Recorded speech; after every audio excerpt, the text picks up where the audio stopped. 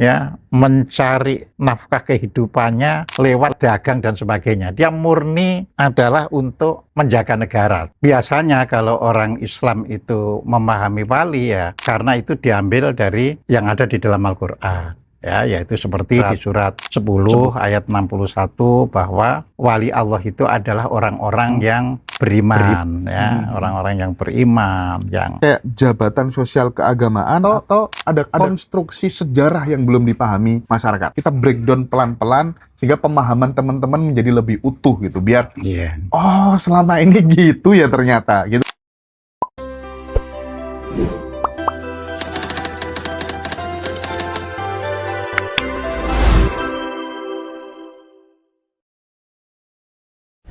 Assalamualaikum warahmatullahi wabarakatuh.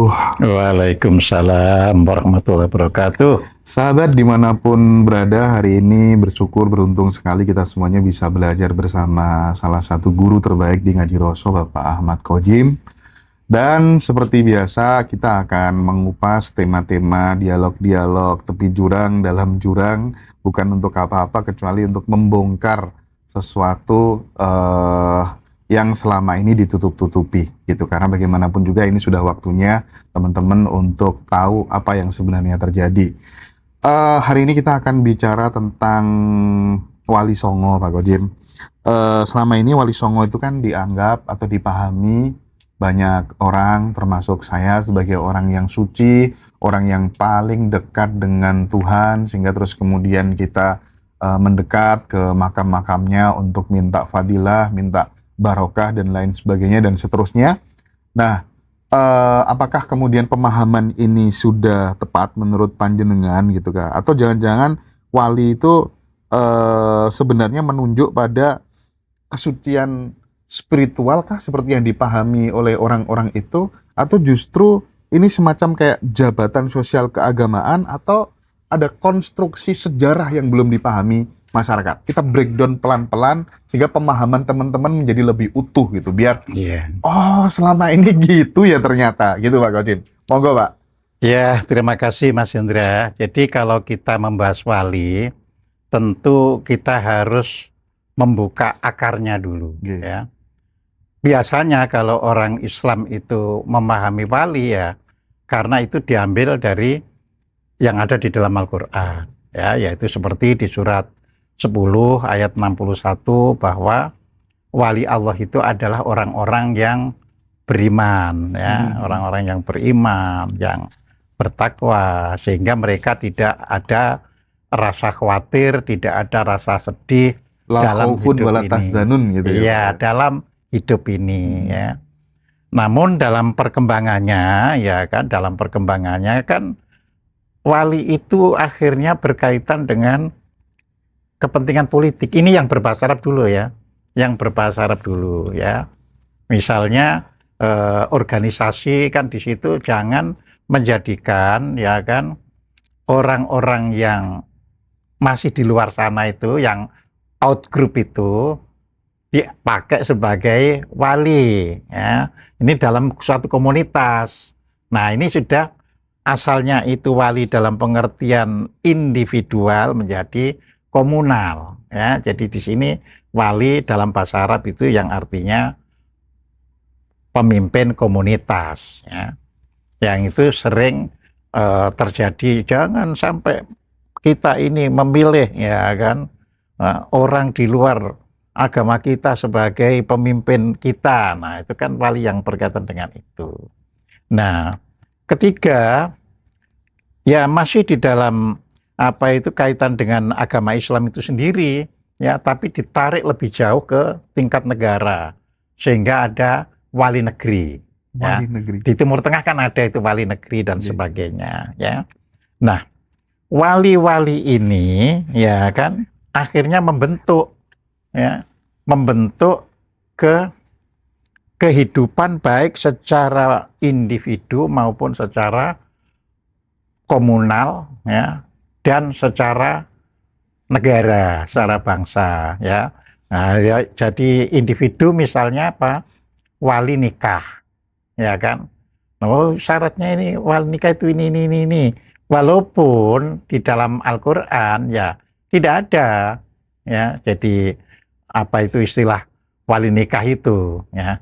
Cuma dalam pemikiran fikih lahirlah ada yang bisa jadi walinya perempuan, kalau laki-laki tidak butuh wali, Iya, ya iya, kan? iya, Yang iya, perempuan butuh wali, tapi itu harus melalui silsilah ini yang bisa itu, ya. Misalkan laki-laki dari bersaudara, laki-laki sebagai paman dari ibunya, misalnya dari di situ. Jadi di sini istilahnya itu ada perwalian, ya. Jadi di situ. Nah, kemudian ya menyangkut lebih jauh dipakai kan oleh kita dalam perkembangannya itu ada wali kelas misalnya. Iya, itu adalah ini. Nah, itu dari Arab, ya.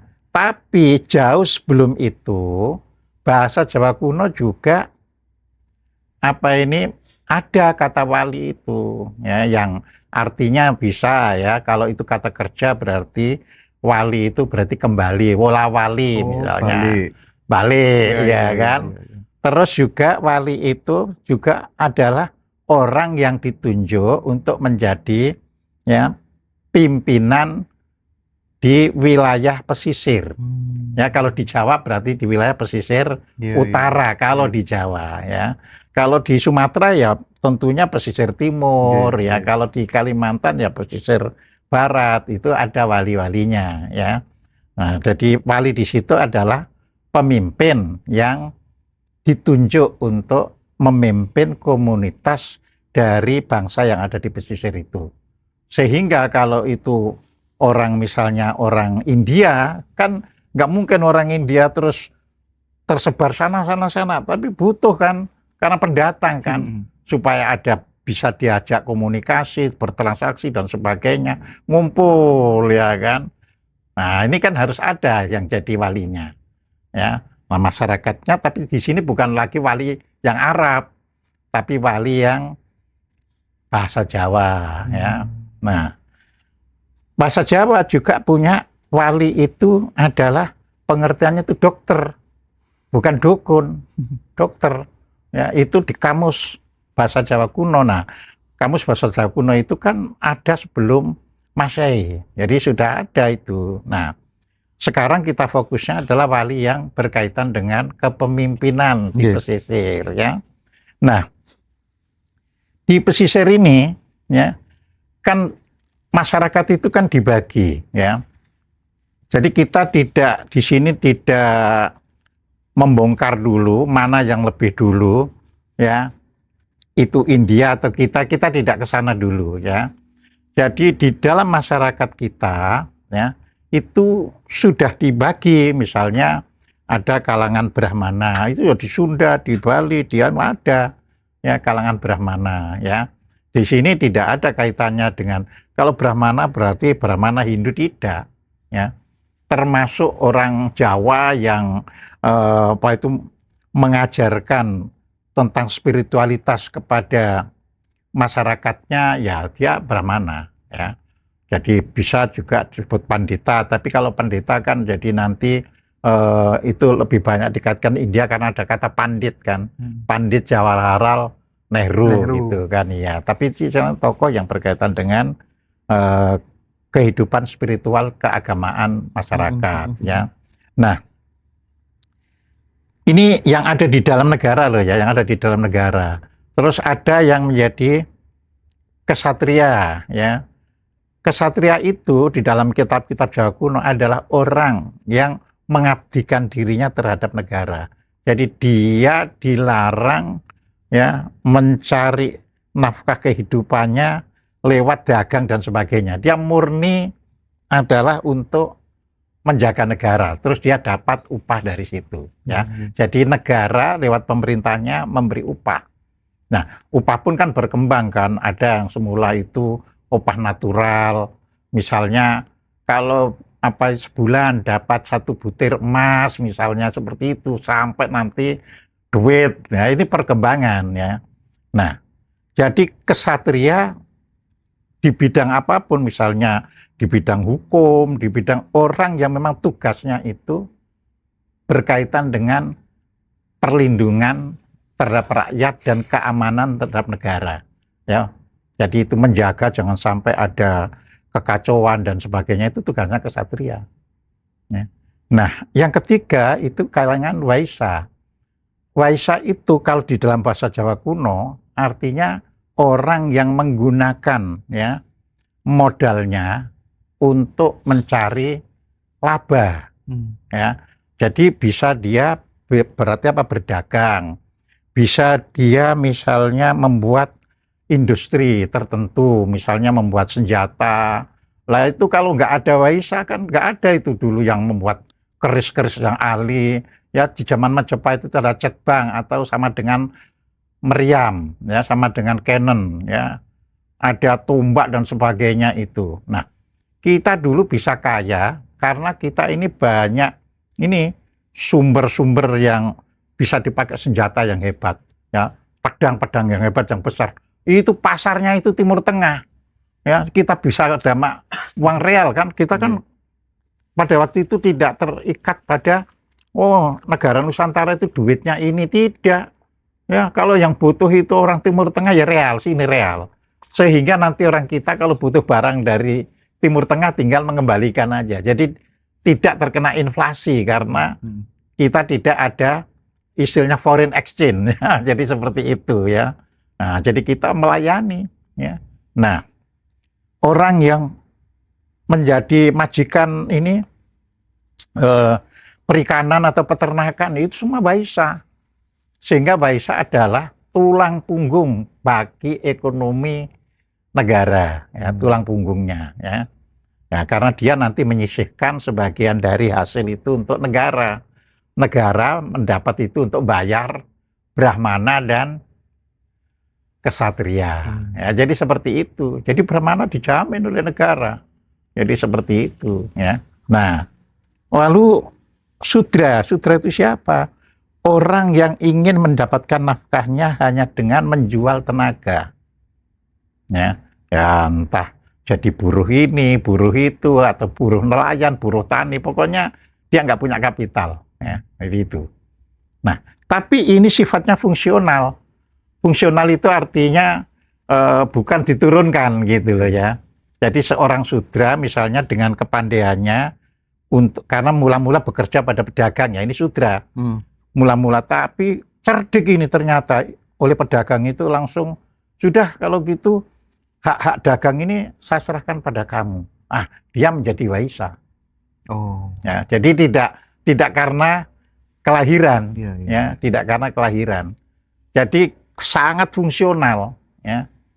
Nah, jadi seperti itu makanya kita ada kisah macam-macam kan, misalnya ada orang yang itu bisa jadi kesatria, ya, jadi bisa jadi ini karena itu tadi, ya, kayak Gajah Mada misalnya kan mula-mula ya hanya sebagai seorang ini kayak kalau bahasa sekarang satpamnya lah itu, tapi bisa jadi gitu. Jadi kita ini sangat ini, dan negara kita ya, sebelum saya teruskan, negara kita itu sudah ditiru negara modern. Jadi ratu itu hanya mengawasi dan mengarahkan jalannya negara, tapi operasionalnya kan ke patih. Operasionalnya. Teknis di lapangan. Ya, teknik di lapangan ya. Nah, jadi keputusan hukum itu ada pada ratu. Tapi operasionalnya itu adalah pada patih yang terus nanti bawahnya ada adipati, ada dan sebagainya ya. Nah, terus bagaimana dengan orang yang dari luar? Kan gitu kan. Orang yang dari luar itu menurut kisah-kisah kuno ya macam-macam. Ada dia itu karena negaranya itu saling bertikai, berperang. Terus penduduk merasa nggak nyaman. Nah, dia yang punya apa perahu atau apa gitu, ayo kita tinggalkan aja negeri ini. Beritanya di sana di Nusantara, ya, itu Gemaripah, ya, dan itu ada di dalam serat Raja-Raja Ibumi Nusantara yang dikatakan begini, ya, menurut mereka ya disebutkan bahwa ya. Jawa kadi swargaloka ibumi. Jadi Jawa Dwipa itu kadi swargaloka ibumi. Pulau Jawa itu seperti swarga yang ada di dunia, ya, yang ada di bumi. Nah, itu mengundang orang. Ya. Lah, kita tahu kan belum ada paspor kan? Nah, belum ada paspor, belum ada imigran, belum ada ya orang yang bidang imigrasi. Jadi semua itu supaya tidak ngaco yang ada di dalam, ya, diletakkan di pesisir. Ya. Makanya apakah itu Kalimantan, Sulawesi, Jawa itu selalu kan pesisir itu terus nanti kira-kira berapa kilo ada pohon-pohon jati sebagai pelindung dari rakyat dalamnya kan gitu kan. Nah, lalu siapa namanya apa itu? Ya, kalau dia itu maling tertangkap di dalam, ya itu juga diletakkan di pesisir maling-maling itu, ya. Nah, maka mereka itu disebut sebagai melecah, ya. Terus orang yang pernah membunuh dan sebagainya dinamai tuca, ya.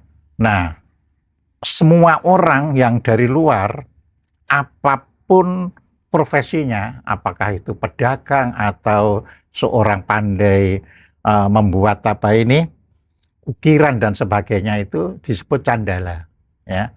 Nah, masyarakat ini kan supaya tidak terjadi berantem dengan yang melecah, dengan yang tuca, ini kan harus ada yang mimpin, ya kan. Nah, yang mimpin inilah dalam bahasa Jawa kuno disebut wali, ya. Jadi itu sebagai istilahnya tangan dari pemerintahan pusat, ya. Nanti kan dia lapor gitu kan, ya. Termasuk di situ kan ada nanti tukang terjemah, misalnya ya kayak ingat kan ketika Kubilai Khan menyuruh utusannya itu ke Singhasari, ya, ke menemui Prabu Kertanegara, kan harus lewat ujung Pangka sana.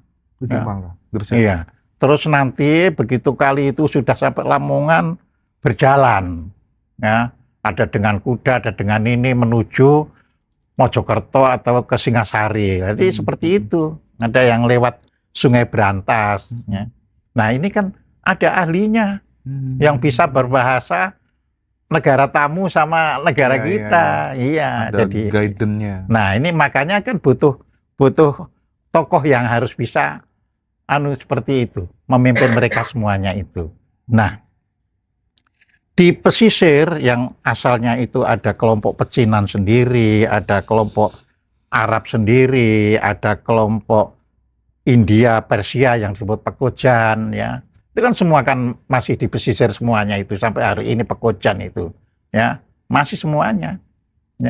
Ya, yang belakangan ada di dalam itu kan orang-orang Arab, itu kampung Arab menjadi lebih dalam, ya kan. Tapi asalnya semuanya itu di pesisir asalnya. Nah, mereka akhirnya kan harus ada ini kan komunikasi dengan pusat supaya terkoordinasi. Nah, maka harus ada wadahnya. Wadahnya itu namanya Sangha. Sangha, bukan Sangha. Songo ya? Bukan. Ya, mengapa Sangha itu artinya apa, Pak? Sangha itu dewan. Dewan. Dewan perwakilan rakyat. Nah, ini dewan wali kan gitu kan. Kalau dalam bahasa Jawa ya kan itu penjelas itu hukumnya kan menjadi MD. Jadi wali Sangha, ya. Itu sama dengan dewan wali, ya. Jadi itu bukan hukum DM, ya, masih MD. Iya, ya kayak Chandrasekala kan juga pakai MD, ya. Misalnya jatuhnya Majapahit kan dikatakan sirno ilang kertaning bumi, ya kan. Nah, kan bacanya dari belakang, ya. Sirno ilang kertaning bumi. Bumi itu 1, kerto itu 4, ya. Ilang itu 0, sirno itu 0, berarti 1400 tahun Saka, kan seperti itu, Mas, ya. Nah, bagaimana kita bisa membuktikan bahwa itu bukan Songo atau 9? Itu ditulis di Serat Centini, ya. Saya sudah membabar di Serat Centini dan sudah ada di toko buku, ya. Itu jilid 2B. Di sana itu ada fase-fase wali di era ini cuma ini, wali di era ini. Jadi nggak 9, ada yang 11, ada yang 8, ada yang apa itu 10. Pokoknya tergantung kebutuhan juga gitu loh ya. Artinya itu ya. Jadi tidak songo berarti 9 terus. Makanya kalau dibuat 9 terus orang ngarang kan. Ada yang fasenya Sunan Ampel dicampur dengan fasenya Sunan Giri, padahal Sunan Ampelnya sudah wafat, ya kan? Jadi seperti itu, dan itu harus terus ada. Jadi bukan sekedar apa ini, ya sudah kalau sudah meninggal ya apa ini nggak usah diganti, enggak, tetap harus ada yang ini.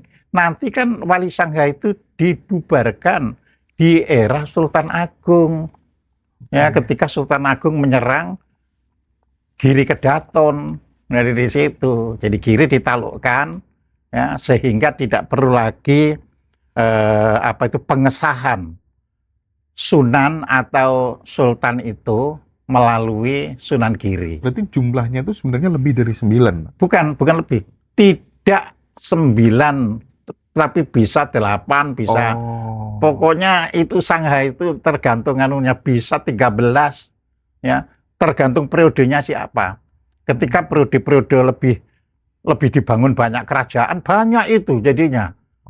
Jumlahnya itu, ya. Nah, terus di titik mana kemudian pemahaman masyarakat, penghormatan masyarakat terhadap wali itu berubah menjadi sebuah pengkultusan yang itu mengakibatkan nalar kritis masyarakat menjadi lemah untuk membaca kisah itu dengan yang sesungguhnya. Ya, jadi perubahan itu menjadi pengertian Wali Songo, ya kan? Perubahan itu adalah ketika kedaulatan, ya, politik di Nusantara, bukan hanya di Jawa, di Nusantara mulai bisa ditaklukkan oleh VOC. Ya, itu. Ya, jadi berarti VOC. Ada peran Belanda dong itu? Iya, Belanda. Waduh. Murni. Gila, sumpah. Ya, dan Belanda, ingatkan datang itu tidak langsung negara loh ya, tapi VOC. Ya, Verenigde Oost-Indische Compagnie. Jadi itu Persatuan Dagang India. East, ya. India, jadi India Timur ya, jadi di situ. Oost-Indie, ya. Yang kelak setelah VOC itu dibubarkan, sengaja dibubarkan, bukan bubar. Ya, pada 31 Desember tahun 1799, masuk 1 Januari itu VOC sudah bubar. Lalu apa? Kedaulatan yang transaksi-transaksi yang dibuat oleh apa ini VOC sama raja-raja, sama sultan-sultan dan sebagainya itu diserahkan ke pemerintahan Hindia Belanda. Jadi di sini pemerintahnya namanya Hindia Belanda. Ya, jadi di situ. Nah, di sini sudah banyak terjadi perubahan antara ya VOC itu kan 1602 ya. Memang mendaratnya itu 1596, mendaratnya di Banten. Tapi mendirikan pusat pemerintahan markas di Batavia itu 1602 ya, didirikan di situ ya. Nah, ketika didirikan ini kan karena dagang kan itu melakukan yang namanya transaksi ya. Saya raja bisa untuk nyewa tanah. Nah, raja kan memberi kan nanti, atau sultan atau sunan itu memberi. Yang mana yang kamu kehendaki, tanah ini sekian ribu hektar, ya kan? Nah, di sini VOC itu sudah mulai mengenal kualitas raja-raja kita. Oh, ini sudah butuh duit, sudah butuh wong wedok, ya.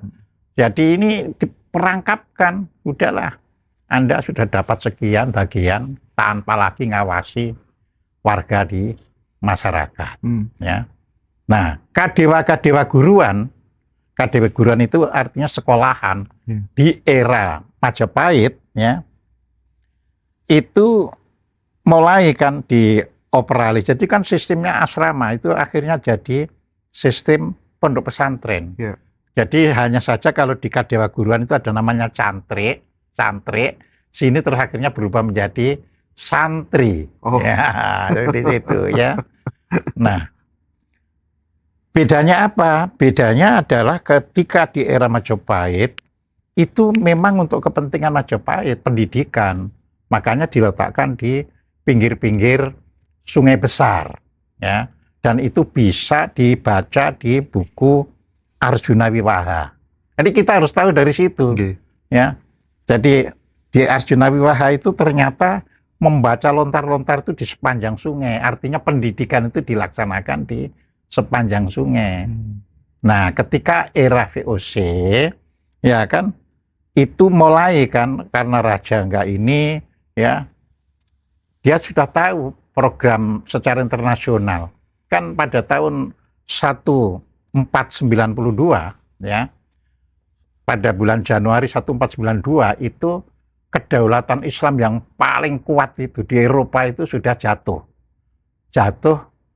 sehingga mereka harus keluar, ya kan. Nah, itu juga digiring itu tadi, Jawa ini kadi surga, ya kan, digiring. Nah, udah, jadi seperti gitu loh. Makanya nanti ada dikirim seorang ahli agama dan sebagainya, kayak Senok, kayak Habib dan sebagainya. Jadi saya tidak mengatakan seluruh Habib, tapi banyak Habib-Habib yang dikirim oleh ya Belanda kan gitu. Dari yang tadinya politisi, terus kemudian mulai bergeser, oh Sunan Ampel, Sunan ini adalah orang-orang yang dekat sekali dengan Allah, gitu ya. Itu tuh caranya VOC menggiring itu caranya bagaimana, dan tujuan besar mereka, goals-nya sebenarnya untuk apa, sehingga kemudian rame-rame orang Jawa ya rame-rame berkunjung, ngalap berkah dan lain sebagainya, itu bagaimana Pak? Iya, jadi itu tadi kan ketika mulai VOC, ya kan VOC 1602 artinya di Jawa yang kuat kan masih Mataram masih satu, yaitu di bawah Sultan Agung, ya. Jadi ini kan di bawah Sultan Agung masih kuat ya kekuasaan itu. Dan kalau sejarah itu kan kita dipreteli kan seolah-olah Sultan Agung itu kekuasaannya hanya di Jawa, padahal tidak. Kita tidak pernah ada putus mata rantai sejarah. Jadi mengapa nanti ketika Nusantara jadi Indonesia kok mau yang lain? Karena itu nggak pernah terputus. Jadi di situ. Jadi bukan pada waktu kita merdeka terus kumpul-kumpulkan ayo jadi negara baru, enggak. Karena dasar dari kesatuan itu sudah ada gitu loh. Ya, hanya Bung Karno aja nanti merumuskan itu sila persatuan Indonesia namanya, itu kan orang kan menamai kan karena realitas yang ada. Kan bukan sesuatu yang dikarang dulu terus diciptakan realitasnya. Ada realitas dicarikan bahasanya.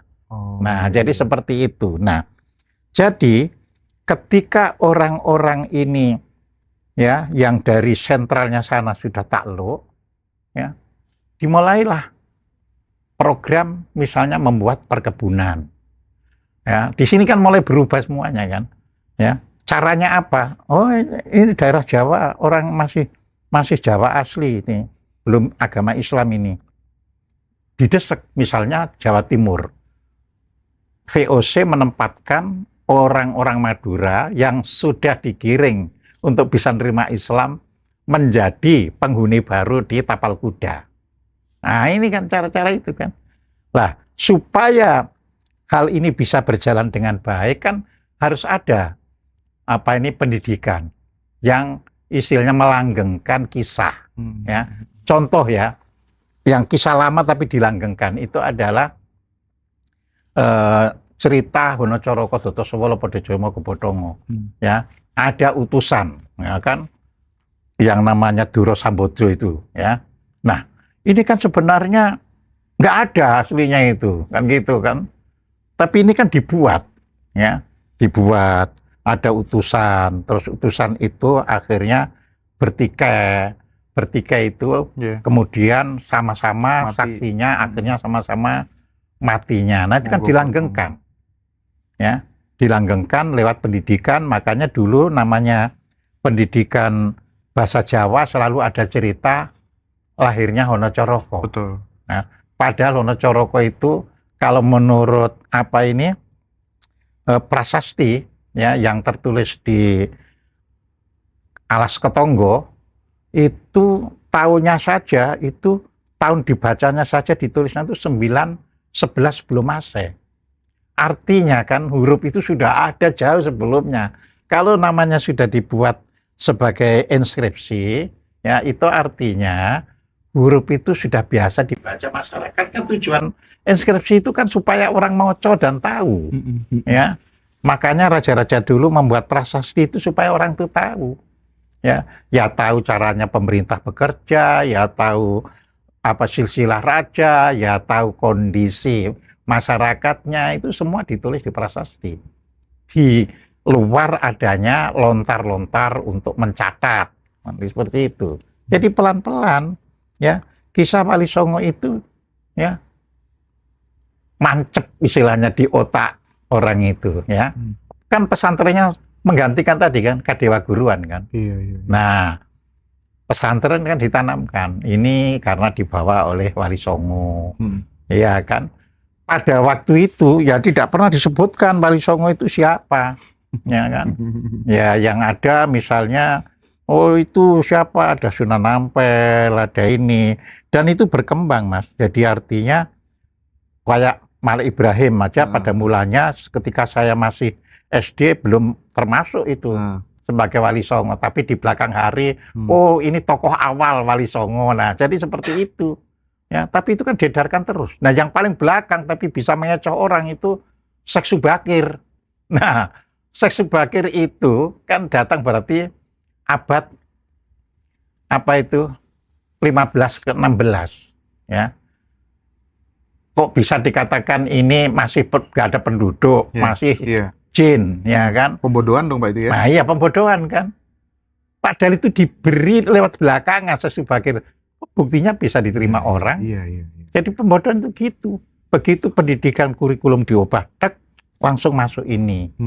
Nanti makanya di sini itu, ya, akhirnya kependidikan kan dikatakan kita tertinggal 128 tahun. Karena setiap kali kurikulum itu diganti, itu tidak pernah ada sambungannya. Ya, jadi selalu orang kenal yang baru itu. Yang semula tidak masuk Syekh Subakir, masuk Syekh Subakir. Jadi seperti itu. Ya. Yang semula di